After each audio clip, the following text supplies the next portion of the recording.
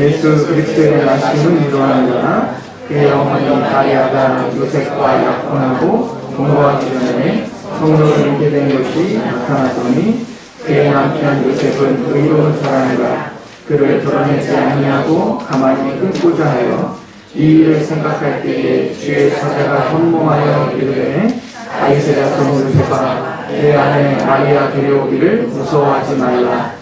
그의 예배된 자는 성령으로 된 것이라. 아들을 낳으니 이름을 예수라 하라. 이는 그가 자기 백성을 그들의 죄에서 구원할 자이시라 하십니다. 이 모든 일이 된 것은 주께서 선지자로 하신 말씀을 이루려 하심이니 이르시되 보라 처녀가 잉태하여 아들을 낳을 것이요 그의 이름은 임마누엘이라 하리라 하셨으니 이를 번역한즉 하나님이 우리와 함께 계시다 합니다. 요셉이 잠에서 일어나 주의 사자의 분부대로 행하여 그의 아내를 데려왔으나 아들을 낳기까지 공침하지 아니하더니 낳음의 이름을 예수라 하니라. 아멘. 잠시 기도하겠습니다.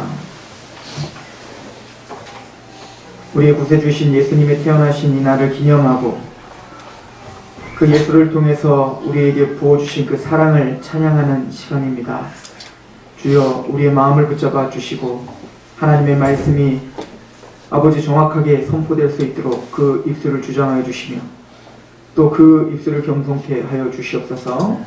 성령님 조명하여 주셔서 듣는 사람이나 떠난 전하는 사람이나 모두가 다 예수 그리스도의 영화로움 앞에 압도당하며 경배하는 시간 되게 하옵소서. 예수님의 이름으로 감사하며 기도합나이다. 아멘. 오늘 말씀에 보면 예수님이 이제 태어나심을 이사야에 예언했다라고 이야기를 하죠. 그리고 23절에 보라 처녀가 잉태하여 아들을 낳을 것이요 그의 이름은 임마누엘이라 하리라. 임마누엘이라 칭함을 받겠다라고 합니다.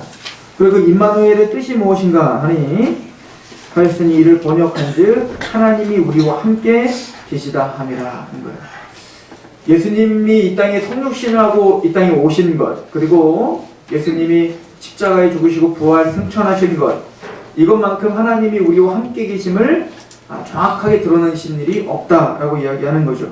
그래서 임마누엘이라는 말은 너무나 잘 알고 또 하나님이 우리와 함께 계시다라고 하는 것이 우리에게는 위로가 되고 또 우리의 삶에 어떤 소망을 주는 듯합니다. 그래서 우리가 고난이 있을 때 또 힘듦이 있을 때 주님이 우리와 함께 한다는 게 우리에게 얼마나 든든하겠습니까? 또한 특별히 구원에 있어서 우리가 지옥 갈 수밖에 없었던 죄인들인데 그런 우리와 함께 계시다, 이것이 얼마나 우리에게 힘이 되겠습니까? 그런데 사실은 가만히 한번 생각을 해보세요. 하나님이 우리와 함께 계시다. 늘, 항상 여러분들이 어디 있거나 무엇을 하거나 누구와 있거나 늘 항상 함께 계신다. 아멘이십니까? 아멘. 슬슬 불편해지기 시작하죠. 늘 함께 계신다.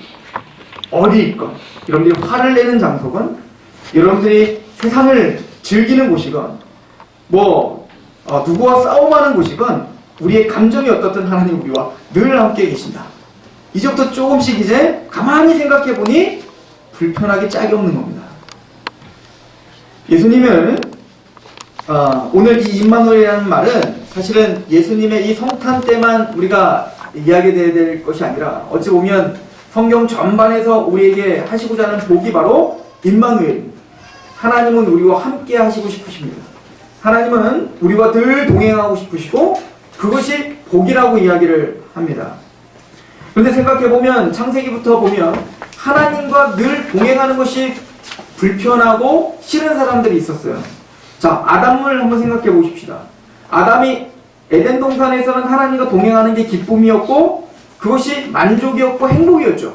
그걸 안식이라고 이야기했단 말이에요. 그런데 죄를 지은 아담은 그렇지 않았어요. 하나님을 피하고 싶었고 하나님이 두려웠고 그래서 하나님을 없는 곳으로 숨고 싶었단 말이에요. 스스로를 가리려고 했단 말이죠. 점점 하나님이 불편해지기 시작하는 겁니다. 왜냐하면 아담이 갖고 있는 가치관과 하나님이 갖고 있는 그 가치관이 충돌을 일으키기 때문에 그렇습니다. 내가 행복한 것은 하나님이 싫어하시는 거예요. 내가 좋아하는 걸 하나님이 싫어하시고 미워하시는 것들이 참 많아지기 시작했다는 겁니다. 그러므로 하나님이 가치 있는 것이 불편해지기 시작하는 거예요. 그 아담의 아들 타락한 가인을 생각해 보십시오. 가인은 아예 하나님과의 관계가 끊어지고 불편해지니까 이제는 아예 하나님을 떠났다. 여러분들 나중에 창세기를 정독을 해보시면 아시겠지만 가인이 여호와를 떠나 놋 땅에 거주하였다라고 표현하고 있습니다. 아예 하나님을 떠나서 멀리 떠나서 하나님 없는 곳으로 가서 살고 싶은 거예요. 그리고 놋 땅에 거주했다. 그 놋이라는 것은 바로 유리함이라고 하는 뜻이에요. 유리함. 유리당하다. 유리함. 즉 그것은 하나님을 떠나 내가 내 만족을 채우기 위해서 행복과 재미를 만끽하기 위해서 하나님을 더 멀리 떠나려고 하지만 하나님 보시기에 그것은 유리하는 땅이다. 방황하는 땅이다. 혼돈스러운 땅이다. 라고 선언하고 계시죠. 그리고 하나님을 떠난 가인이 한 건 뭐죠? 자기만의 성을 쌓는 거예요. 또 사춘기 자녀들이 부모와 말을 하기가 싫으니까 이제는 문을 쾅 닫고 잠궈버리는 것과 같이 이제 하나님을 떠나 하나님의 말씀 앞에 눈 감고 귀 막고 자기만의 성을 쌓고 자기만의 세상을 만들고 싶은 겁니다. 그게 행복이라고 생각하고 있는 거죠. 그래서 하나님과 함께 동행하는 것이 불편합니다. 그 가인의 후예들을 보십시오. 두발 가인, 라멕 이런 사람들을 보십시오. 스스로 하나님께서 주신 은사가 있었고 하나님께 주신 재능이 있었고 하나님께서 주신 능력이 있었고 지혜가 있었는데 그것으로 농사를 짓는 방법, 또 철기 문명을 일으키고 또 문화, 악기라는 걸 만들어서 자기의 흥을 돋굽니다. 근데 그 재능, 하나님이 주신 그 재능을 가지고 농사를 짓고 번영을 일으키고 또 철기 문화를 갖고 전쟁을 일으키며 또 그 악기로 하나님을 찬양하는 게 아니라 자기를 만족하는 문화를 만들더라는 거예요. 자기만의 문화. 그리고 그 문화의 정점이 누구냐면 바로 라멕이라는 사람입니다. 그 라멕은 최초의 찬양을 불러요. 최초의 노래를 부릅니다. 인생을 담은 노래입니다. 아주 유치한 노래를 부르죠. 나를 소년이 젊은 사람이겠죠. 젊은 사람이 나를 때려서 나를 뭔가 흠집을 내고 나에게 상처를 줘서 난 걔를 죽였다. 가인의 벌은 7배지만 나는 70배다. 그런 식으로 뭡니까? 자신의 악함을, 자신의 어떻게 보면 그 폭력성을 자랑하고 그것을 기뻐하는 거예요. 왜? 내가 폭력성을 드러내면 될수록 어때요? 화를 내면 될수록 그냥 성질이 그냥 나쁘면 나쁠수록 어때요? 사람들은 다 피하더라는 거예요. 그 피하는 게 자기가 그들을 정복했다고 생각하는 거예요. 그래서 요즘에 자동차를 타고 가는 사람 보면은 나쁜 남자가 탔습니다. 아니 뭐 성질 더러운 사람이 탔습니다. 아주 자랑스럽게 그러니까 나 건들지 말라는 거, 내 앞에 끼지 말라는 거죠. 그게 자신의 어떤 정체성인 거예요. 나 건들기만 해. 내가 가만두지 않아. 이것을 스스로 노래하는 겁니다. 라멕과 그 사람들의 다른 점은 라멕은 겉으로 입으로 해서 그걸 정말로 박자에 맞춰서 자기가 노래한 것이고 유치한 노래를 부른 거고 우리는 다 속으로만 그렇게 하고 있다는 거죠. 내가 무서운 사람이거든. 나 건들면 그냥 나 뚜껑 열리면 난 가만두지 않아. 내가 가만둘 줄 알아? 내가 반드시 복수하고 말 거야. 그 악독이 가득하다라고 성경은 가르쳐주고 있습니다. 그걸 자랑하죠. 그러니 하나님은 오른뺨을 때리고 왼뺨을 돌려대. 그죠? 원수를 사랑해야지. 어찌하든 화평을 해라. 네 유익을 구하지 말고 남의 유익을 구하라. 얼마나 부탁합니까? 떠나는 겁니다. 하나님과 동행하는 것이 싫은 것입니다. 오늘 사실은 이 임마누엘이라는 예언을 한 그 이사야가 활동했던 그 시대는 바로 그 모든 맥이 다 농축되었던 시대였습니다. 유다의 왕은 아하스라고 하는 왕이었고 그때는 북이스라엘과 남유다가 갈라진 분열 왕국 시대였습니다. 근데 북이스라엘과 남유다는 사이가 안 좋았어요. 우리 남북이 사이가 안 좋은 것처럼. 근데 그 북이스라엘과 아람 군대가 연합을 했어요.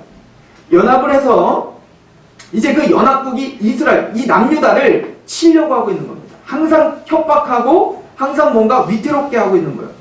아하스도 어떻게 될까요? 빨리 발빠르게 그 북이스라엘이 아람 군대와 연합을 했으니까 이 남유다는 뭐 해야 될까요? 빨리 정책을 세워서 빨리 외교를 해서 이집트와 손을 잡으려고 했던 겁니다.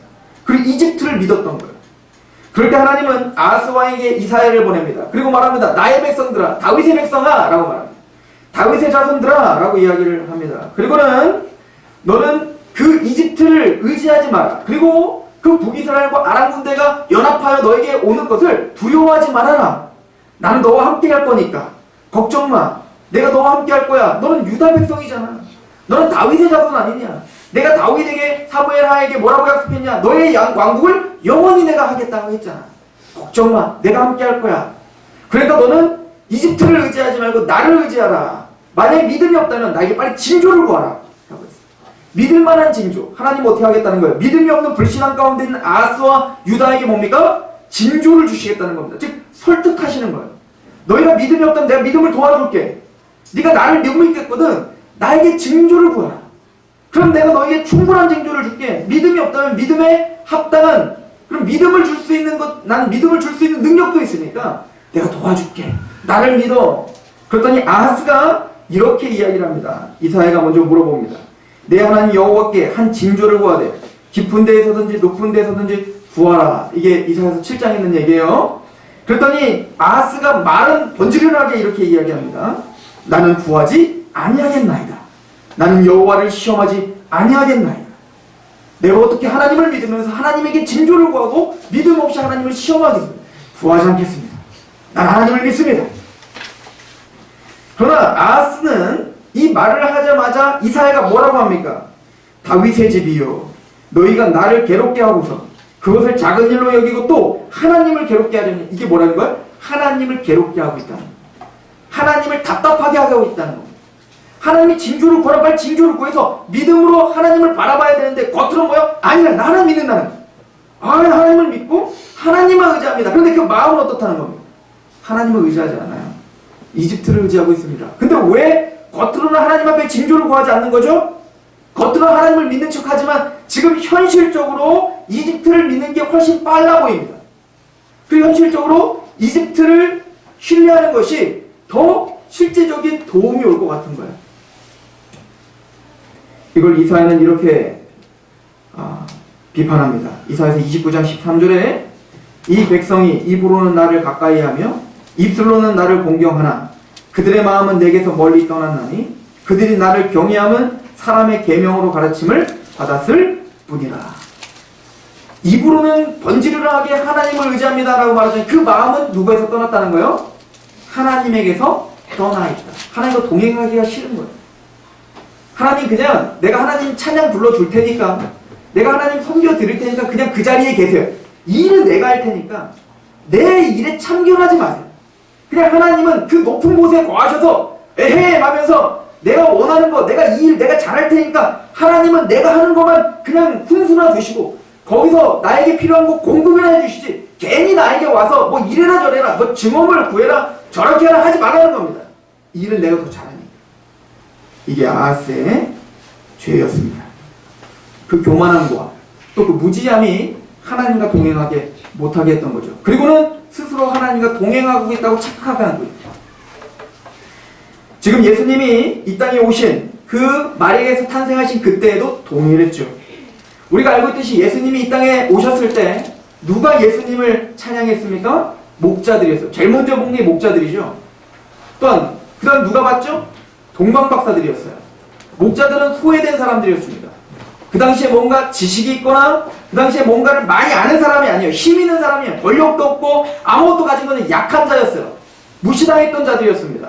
동방박사는 누구죠? 이방인입니다. 유대인들은 이방인들을 개처럼 여겼단 말입니다. 이방인인데 그럼 무시당하고 소외된 자가 먼저 하나님을 알아보는 거예요. 예수 그리스도께 나오는 겁니다. 그리고 동방박사가 이방인이라 개처럼 취급했던 그 동방박사들이 먼저 주님을 찾아오는 것입니다. 그 당시에 모든 것을 갖고 있었던 헤롯, 그 헤롯은 예수를 죽이려고 했습니다. 제사장과 바리새인들도 자신이 갖고 있던 모든 그 교만함으로 예수를 죽이려고 했어요. 왜죠? 불편했기 때문에 그랬어요. 예수님이 헤롯은 자신의 기득권을 뺏어갈 것 같아요. 유대의 왕이 태어났다고 하니 내 왕자리가 위태로울 것 같아요. 내 이 지배욕, 또 나의 이 번영, 나의 이 재미, 나의 이 행복을 그 예수가 오면 당장이라도 반란을 일으켜 나를 죽이고 내 자리를 빼앗아갈 것 같은 거예요. 그래서 불편한 겁니다. 그래서 예수님과 동행할 수 없었어요. 그래서 하나님과 동행할 수 없었단 말입니다. 바리새인과 서기관과 그 제사장들도 겉으로는 하나님을 경배하고 제사를 드리고 있지만 그들이 갖고 있었던 기득권을 놓을 수 없었습니다. 예수님에게 빼앗긴 것이 화가 났던 겁니다. 자신의 가르침과 더 깊이 있고 하나님의 그 천상의 것을 깨달은 그 예수 그리스도의 가르침이 걸림이 됐던 거예요. 즉 아담이 타락한 이후 예수님이 오실 때까지 모두는 다 하나님과 동행하기 싫었어요. 그럼 우리는 어떨까요? 우리는 바리새인과 제사장과 그리고 서기관들 또한 아담과 가인과 두발가인과 라멕과 그리고 헤롯과 같은 또 아하스 왕과 같은 그런 마음이 우리에게 없던가요? 하나님은 징조를 구하라 했을 때 징조를 구하지 않는 그들에게 일방적으로 내가 너에게 징조를 주마. 그게 바로 임마누엘입니다. 처녀가 잉태하여 아들을 낳을 것입니다. 임마누엘이라 하라. 내가 너와 반드시 어떻게 하겠다는 거야? 하나님과 동행하게 만들겠다. 내가 반드시 너와 함께 하겠다는 거야. 부모에게 반란을 선포하고 반역을 하고 부모를 없다 하고 당신은 내 부모가 아닙니다 라고 뛰쳐나가는 사춘기의 자녀를 생각해 보십시오. 그 자녀가 아무리 우리를 부인한다 하더라도 부모는 어떻게 되는 거예요? 네가 그러거나 말거나 너는 나의 자녀고 반드시 너는 나와 동행하게 할 것이고 반드시 내가 너를 바른 길로 다시 돌아오게 하고야 말 거야. 이게 부모의 사랑 아니에요? 아무리 자녀가 망나니처럼 해도 그 망나니처럼 하는 행동을 반드시 바꾸고 싶은 그 열심이 부모에게 있는 거 아닙니까? 그게 사랑이고 그게 바로 하나님에게 있었다는 겁니다. 그래서 아하스에게 내가 너에게 임마누엘을 주마 라고 말한 겁니다. 그리고 이사야서 9장에 이렇게 이야기를 합니다. 그 처녀가 잉태하여 아들을 낳을 건데 그 아들은 누구냐? 이사야서 9장 6절부터 이는 한 아기가 우리에게 낳고 한 아들을 우리에게 주신 바 되었는데 그 어깨에 있는 정사를 메었고 그의 이름은 기묘자라 모사라 전능하신 하나님이라 영존하는 아버지라 평강의 왕이라 할 것이요. 그때 그 한 아기를 보내서 내가 반드시 너와 함께 할 건데 그 한 아기는 그냥 아기가 아니라 그의 어깨에는 정사를 맸습니다. 또한 그의 이름은 기묘자요 모사입니다. 또한 그는 전능하신 누구라고요? 하나님이십니다. 그는 하나님이시며 영존하는 아버지라 칭함을 받을 것이고 평강의 왕이라 칭함을 받을 유일무이한 왕이 올 것이다 라고 이야기합니다. 그리고는 그 정사와 평강의 더함이 무궁하며 또 다윗의 왕좌에 그의 나라에 군림하여 그 나라를 굳게 세우고 지금 이후로 영원히 정의와 공의로 그것을 보존하실 것이다. 만군의 여호와의 열심이 이를 이루리라. 만군의 여호와의 열심이 이를 이루리라. 아하스는 끝까지 거부합니다. 유다는 끝까지 거부합니다. 그래서 바벨론의 포로로 끌려가는 신세가 되어버립니다. 그러나 하나님은 포기하지 않으십니다. 하나님은 그들의 열심이 아닌 하나님의 열심으로 그 역사를 반드시 이루고야 마는 거예요. 어떤 역사? 내가 너희와 함께 하겠노라. 그 열심이 표현된 것이 뭐냐면 바로 이사야서 53장입니다. 그 왕이 영존한 아버지시고 그리고 하나님이신데 그 왕은 흠모할 만한 아름다운 것이 아무것도 없는 상태로 이 땅에 오실 것입니다. 또한 우리의 질고를 지고 우리의 슬픔을 당할 것이라고 이사야서 53장은 예언합니다. 그가 찔림은 우리의 허물 때문이고 그의 상함은 우리의 죄악 때문이라고. 즉 예수님의 십자가, 이 땅에 그 왕이 오셔서 우리가 기대했던 그런 번영을 주시는 왕이 아니라 십자가에 죽으셔야 되고 고난당하는 왕으로 오실 것을 예견합니다. 그리고는 더 충격적이게 이사야서 53장은 이렇게 말합니다. 여호와께서 그에게 상함을 받게 하시기를 원하사, 여호와께서 그에게 상함을 받게 하시기를 원하사 질고를 당하게 하셨은즉 그의 영혼을 속건제물로 드리게 하셨다. 원하사, 이 말은 기뻐하사라는 뜻이에요. 즉 하나님이 예수님을 이 땅에 보내주셨고 그 예수님이 십자가에 죽게 하시는 것, 그것을 기뻐하셨다는 겁니다. 그걸 원하셨다는 겁니다. 그 예수님, 하나밖에 없는 독생하신 아들을 죽이기까지 하심으로, 그걸 기뻐하심으로 하나님의 그 열심을 우리에게 확증하신 거예요. 그 확증을 누가 이길 수 있을까요? 마가복음 10장 45절에 인자가 온 것은 섬김을 받으려 함이 아니라 도리어 섬기려 하고 자기 목숨을 많은 사람의 대속물로 주려 함이라 라고 이야기를 합니다. 예수님이 오신 목적은 분명하십니다. 이 땅에 육신을 입고 오신 목적은 분명하단 말이에요. 죽기 위해 오셨다는 거예요. 찬양을 받기 위해 오신 게 아니라는 거예요. 기쁨을 받기 위해 오신 게 아니라는 겁니다. 죽기 위해 오셨고 섬기려 하시며 자기의 몸을 대속물로 바치려 하려 함이라는 거예요. 이것이 또 누구를 불편하게 하겠죠? 제자들을 불편하게 하죠. 예수님을 따라다녔다고요. 예수님을 따라다녔더니 떡 주고요. 또 고기 주고요. 신기한 거 많이 보여주시고요. 또 죽은 사람을 일으키고요. 또 병든 자를 일으킨단 말입니다. 우리의 모든 육적인 필요를 다 채워주시는 겁니다. 예수님이. 그래서 그 예수님을 따라다니며 표적을 구했습니다. 근데 어느 날 갑자기 예수님이 말합니다. 나는 죽어야 된다는 겁니다. 그랬더니 모두가 다, 모든 제자가 다 뭐라는 거예요? 불편해요. 베드로는 뭐라면 대항하여 가로되, 항변하여 가로되, 그리하지 마소서라고 하죠. 요한과 야고보는 뭐라고 합니까? 그런 소리 하지 마시고 주님의 나라가 이 땅에 임할 때 나를 우의정 좌의정 함께 해주십시오. 끝까지 그 십자가에 예수님이 이 땅에 오신 그 목적을 불편해하더라는 겁니다. 그 진리를 맞닥뜨리기를 싫어하는 겁니다. 이게 우리의 현실이라는 겁니다. 여러분들은 임마누엘이 정말 기쁘십니까? 예수님께서 정말 우리와 거하시고 하나님이 우리와 영원히 함께 하시겠다는 것이 기쁘십니까? 그런데 이 십자가를 정확하게 알고도 그게 기쁘다면 이미 여러분들은 천국 갈 준비가 되어 있는 겁니다.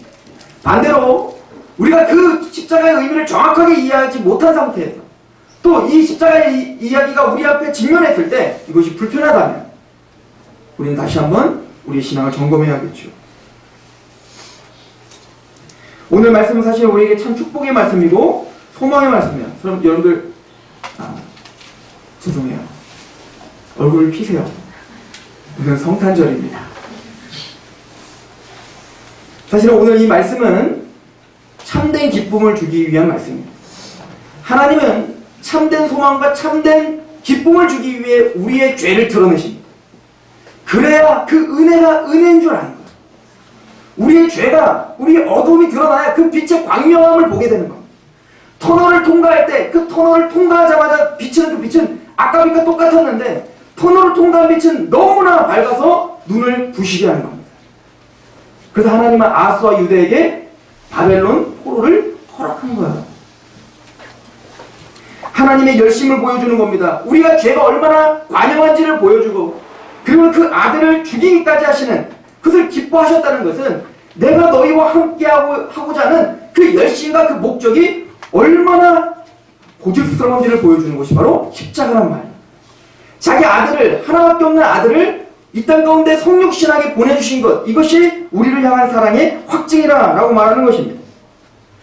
로마서 8장 32절에 자기 아들을 아끼지 아니하시고 우리 모든 사람을 위하여 내주시니가 어찌 그 아들과 함께 모든 것을 우리에게 주시지 않겠느냐. 그 아들을 내어주시니가 도대체 우리에게 못 주실 게 뭐 있냐는 거예요. 하나님은 그 아들을 내어주시는 그 희생을 우리에게 알게 하심으로 하나님이 우리에게 주시고자 하는 건 최선의 것이며 최상의 것이며 하나님과 동행하는 것이 가장 큰 만족이며 기쁨이며 그것이 안식임을 우리에게 확증해 주는 거예요. 단 우리는 사춘기의 자녀들처럼 그게 이해가 안 될 뿐인 거예요. 히브리서 6장 16절은 말합니다. 사람들은 자기보다 더 큰 자를 가리켜 맹세하니 맹세는 그들이 다투는 모든 일의 최후의 확정이라.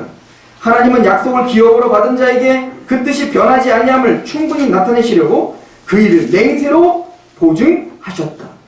맹세는 최후의 보증인데 우리에게 피의 맹세를 하셨다는 겁니다. 즉 아브라함에게 언약을 했을 때 또 구약의 다윗에게 언약을 했을 때 그 언약이라는 단어는 베리트라는 단어, 이 베리트라는 단어는 자르다라는 뜻이에요. 자르다. 왜 자르다라는 뜻이 언약일까요? 그 당시에는 조약과 또 언약을 체결할 때는 짐승을 반으로 잘라요. 그리고 그 중간을 지나가는 겁니다. 즉 뭐죠? 이 언약이 어겨지면 짐승처럼 잘라지고 죽겠다는 거예요. 피해 맹세를 하는 거예요. 이게 조약이고 베리트입니다. 그런데 아브라함에게 약속할 때 아브라함이 지나가지 않고 아브라함을 지어놓고 하나님이 불 가운데 지나가시더라는 거예요. 뭐죠?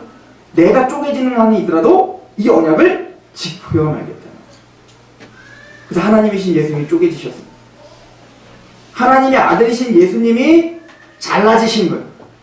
십자가에서 죽으심으로 그 언약을 채우 확정하셨다. 그러기 위해 주님이 이 땅에 오셨습니다. 왜 중요할까요? 지금 이 오늘 본문을 이야기하기 전에 먼저 마태복음 1장은 여러분들이 읽기 제일 싫어하는 족보 이야기가 나옵니다. 그 족보는 아브라함과 다윗의 자손 예수 그리스도라고 이야기합니다. 바로 지금까지 제가 설명했던 아담부터 아하스에게 또 에스겔에게 또 많은 선지자에게 예언했던 그 메시아, 그 다윗에게 언약했던 또 아브라함에게 언약했던 그 예수가 바로 이 메시아가 바로 예수님이다는 것을 마태는 유대인들에게 선포하고 있습니다. 오늘 말씀의 결론을 맺어봅시다. 오늘 예수님이 이 땅에 오신 것은 우리와 함께 하시고자 하는 거예요. 그리고 그 함께 하는 것이 가장 선한 길이고 가장 기쁨의 길입니다. 그래서 우리는 오늘 기쁜 거예요. 그리고 그 예수님이 이 땅에 오시고 죽기까지 복종한 십자가에 죽으신 걸 통해 하나님은 우리와 동행하시겠다라고 하는 그 목적을 반드시 이루신다는 하나님의 열심을 보이신 사건이 십자가의 사건입니다. 즉 오늘 성탄을 즐거워하는 이유는 단순히 그냥 기쁜 게 아니라 그냥 성탄이라는 이름에 기쁜 게 아니에요. 말로는 하나님을 찬양하나 마음에서 하나님에게 먼다는 얘기는 진리를 모르고 그냥 그 형식에 취해서 내 감정을 노래하고 있는 거는 죄인 거예요. 우리가 기쁜 이유는 십자가를 명확하게 알기 때문입니다. 그리고 예수님이 이 땅에 오신 목적을 너무너무 잘 알아서 그 십자가에서 죽으심이 그리고 그 섬김이 우리를 사랑하시는 하나님의 열심이고 고집스러운 그 목적을 이루시고야 하는, 우리는 여전히 연약하고 넘어지지만 하나님은 그럼에도 불구하고 우리를 반드시 최후의 영광스러움에 동참시키신다.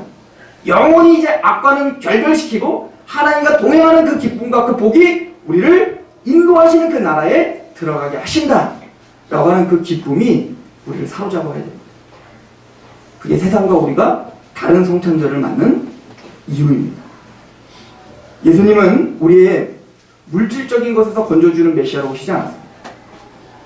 예수님은 분명하게 정치적인 군사적으로 그 압제에서 벗어나게 하는 메시아로 오시지 않았습니다. 우리가 염두에 될 건 제자들, 바리새인들, 제사장들, 모든 유대인들은 다 그런 메시아를 원했고 그런 메시아를 찾았습니다. 그래서 왕궁에서 찾았죠. 그러나 목자들과 동방박사들은 또 많은 하나님의 백성들은 마법관에서 그 예수를 찾는 거예요. 십자가를 지신 예수. 그리고는 이 땅에서 그 십자가를 함께 짊어지고자 하는 하나님의 백성들이 하나님과 동행하는 사람들입니다. 너는 나를 따르려거든 자기 십자가를 지고 따를 것이니라 라고 주님은 말씀하셨습니다. 오늘 말씀을 잠깐 보시겠습니까? 마태복음 1장